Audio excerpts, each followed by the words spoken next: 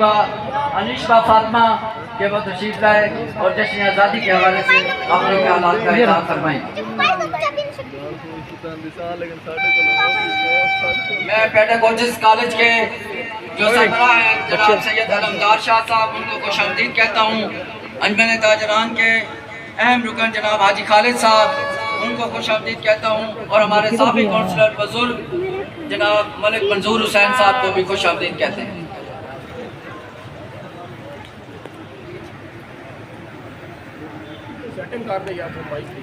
Mic دی setting کر دینا۔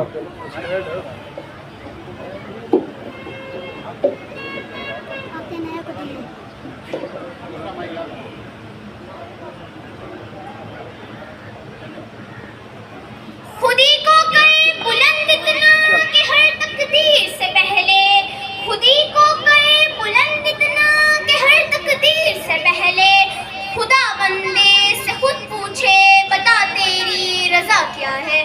ستاروں سے آگے جہاں اور بھی ہیں، ستاروں سے آگے جہاں اور بھی ہیں، ابھی عشق کے امتحان اور بھی ہیں، ابھی عشق کے امتحان اور بھی ہیں۔ جناب صدر اور محترم سامعین گرامی، السلام علیکم۔ آج میں جو تقریر کرنے جا رہی ہوں اس کا عنوان ہے یوم آزادی سے بنیانوں مرصوص تک۔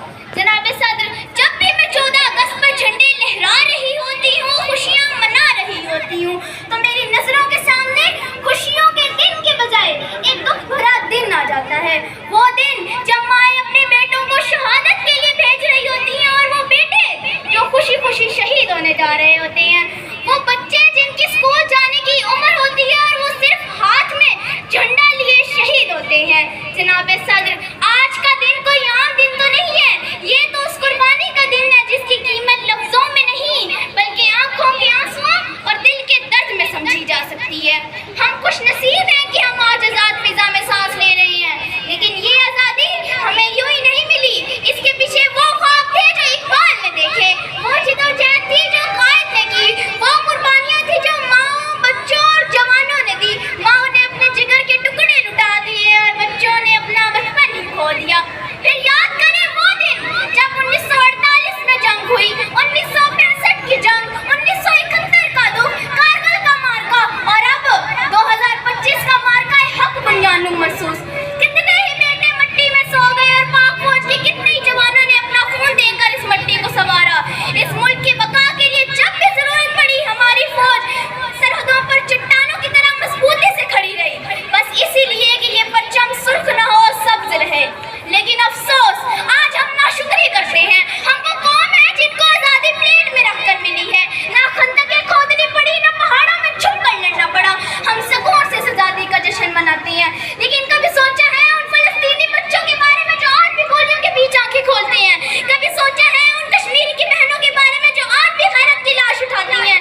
کبھی سوچا ہے برما کے ان مسلمانوں کے بارے میں جو آج بھی راہ میں اپنے سجدے تلاش کرتے ہیں؟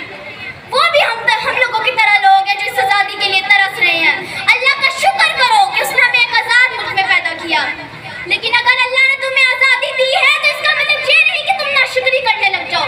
اللہ نے تمہیں ان مظلوموں کی مدد کرنے کے لیے پیدا کیا جو آج بھی صدا لگاتے ہیں۔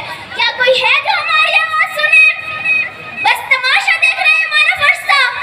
نہیں، ہم بدل سکتے ہیں۔ اگر ہم چاہیں تو سب کچھ بدل سکتا ہے۔ ہم اپنی خاموشی کو للکار میں، اپنی کمزوری کو ہمت میں، اور اپنی بیزاری کو جذبے میں بدل سکتے ہیں، کیونکہ ہم وہ قوم ہیں جو کلمہ پڑھ کر بنی ہے۔